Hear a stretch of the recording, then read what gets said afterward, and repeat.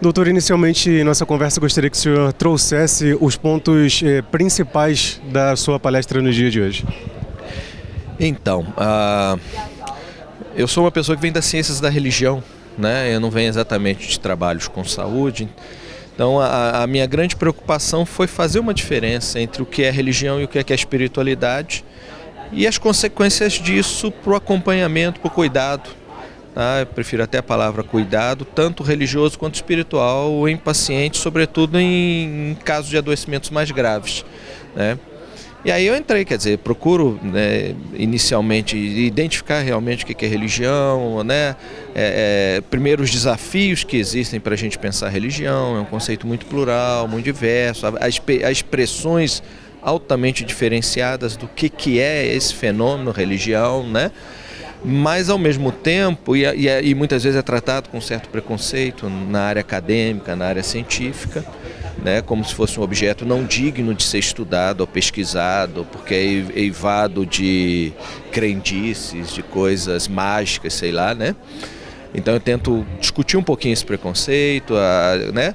Mas depois eu entro assim numa noção de que religião possui sobretudo uma dimensão mais objetiva, com mitos, ritos, comunidade, pessoas, uma tradição, autoridades religiosas, tudo mais, muitas vezes textos e daí por diante, mas também tem uma dimensão subjetiva, porque toda essa parte objetiva de rituais, de histórias, de encontros com pessoas, tudo mais, serve para de alguma maneira propiciar algum tipo de experiência, de algum tipo de sagrado de cada religião, né? Mas depois de tratar mais ou menos esses desafios que existem, eu tento definir mais ou menos a espiritualidade como uma dimensão humana não necessariamente religiosa, que dialoga com o mundo das religiões, claro, com experiências religiosas, mas que também os ateus, agnósticos podem desenvolver e trabalhar, e que diz respeito aos sentidos profundos da existência, a capacidade de conexão que a gente desenvolve na vida, seja com a gente mesmo, com o outro,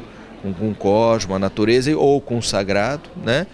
Também a capacidade de transcendência, de ir além, seja numa perspectiva religiosa ou não, uma transcendência horizontal ou uma transcendência vertical, e a possibilidade que a espiritualidade traz de integrar essas várias facetas, essas dimensões. E aí, por fim, eu termino tentando aplicar isso. O que seria o cuidado em termos religiosos? O que uma pessoa na área de saúde, que tem um paciente adoecido, internado ou não, né? O que ela observa em termos religiosos que podem aparecer, que eu posso cuidar, e em termos espirituais, idem. E aí o que a minha ideia é essa. São coisas diferentes, portanto, eu posso ter ações e estar atento a situações diferentes que eu preciso cuidar. Tanto para favorecer o desenvolvimento, porque na saúde não se trabalha apenas com o adoecimento, mas também com a condição de bem-estar, de crescimento, mas também quando há adoecimento de posturas religiosas, há adoecimento de questões espirituais, e são escutas diferenciadas, é mais nesse sentido que eu tenho trabalhado. Doutor, quando nós tratamos sobre esse aspecto que o senhor dizia muito bem, que o senhor prefere o termo cuidado, quando há necessidade de um cuidado junto ao paciente, ou mesmo núcleo familiar que envolve ali o paciente, levar em consideração esse aspecto mais amplo do entendimento do que é o paciente, de onde ele vem, religiosidade, espiritualidade, por que essa ampliação de abordagem clínica ela é importante nesses casos? Porque, quer dizer, um dos elementos da espiritualidade que ela é importante é que a gente procura nessa escuta não fragmentar as pessoas, né? E aí qualquer pessoa, adoecida ou não, ela é um conjunto de situações.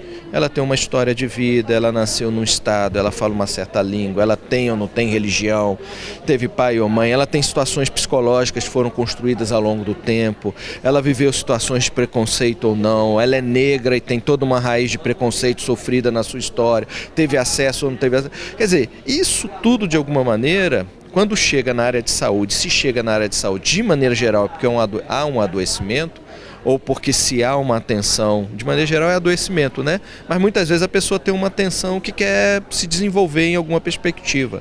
Então ela pode procurar um terapeuta, uma área de saúde, para um cuidado nutricional, por exemplo, sei lá. Para dizer que a gente não busca a saúde só quando está precisando, porque está doente, né?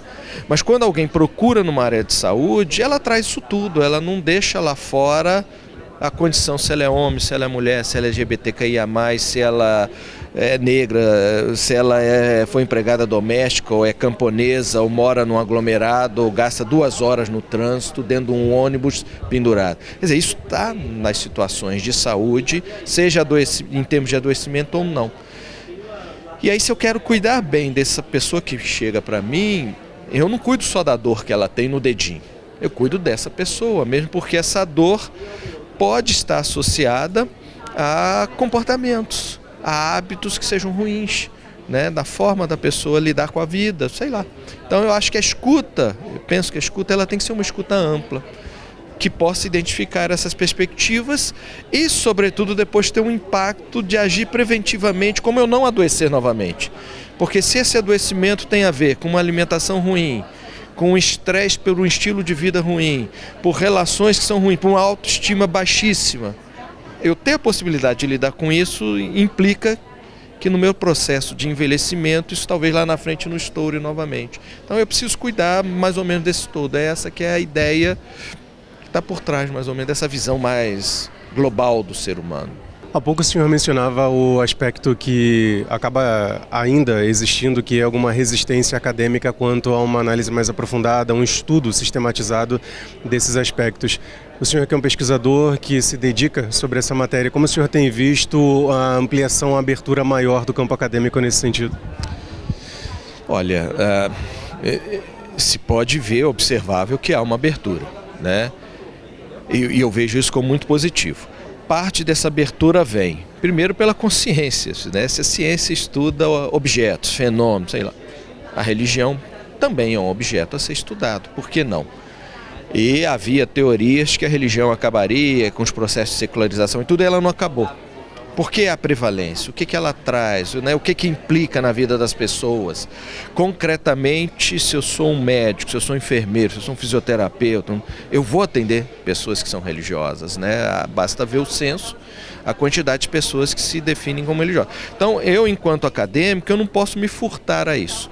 Depois, eu acho que há questões que a gente precisa se perguntar o que é fazer ciência também, né?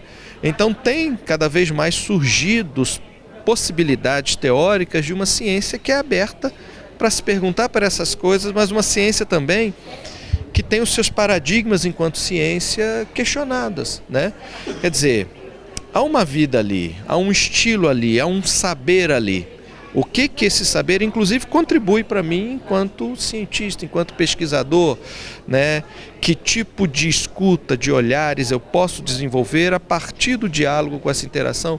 Então, todas essas situações vão ampliando o campo do que seria a pesquisa científica na relação com as religiões, e essa grande quantidade de saber tem acumulado um conhecimento que favorece depois perspectivas práticas que tem a ver com o mundo da política, com o mundo da violência, com o mundo da vivência democrática, das tolerâncias e também com o mundo da saúde. Quer dizer, se pesquisando ou não pesquisando, esse mundo está aí. Se eu não o conheço bem, ele gera efeitos positivos, muitas vezes, também efeitos ruins, né? Eu posso ter ações fundamentalistas totalmente destrutivas, que matam as pessoas, que agridem as pessoas, ou que tiram direitos, né? Porque tal visão na minha religião não é aceita, ou na visão social não pode ser aceita. E a gente está numa sociedade plural. Então as interações acontecem, os conflitos, os problemas dessas interações estão presentes.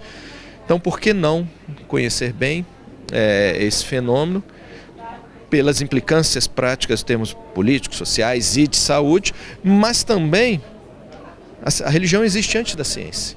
Quer dizer, há um saber aí de alguns milhares de anos, a ciência moderna tem 400, 500 anos no máximo, né?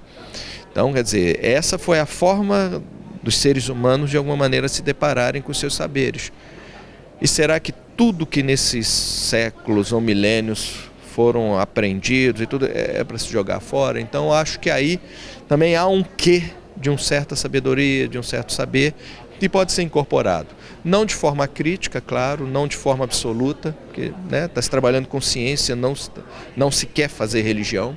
Aliás, um cuidado que é muito importante, né? A gente que trabalha com ciência, né? trabalha com a possibilidade de um certo distanciamento dentro do possível desse objeto para tentar conhecê-lo da melhor maneira e não algo para fazer um certo proselitismo, para defender as nossas ideias, para impor as nossas ideias e dizer que somos os melhores, né? O objetivo não é esse. Mas a entrada desse tipo de realidade dentro do espectro acadêmico-científico, ele é muito positivo, né, pelas possibilidades que gera, tanto de impacto na realidade, mas também de questionamento como pesquisadores que a gente faz do nosso lugar e das nossas metodologias e da nossa forma de produzir conhecimento.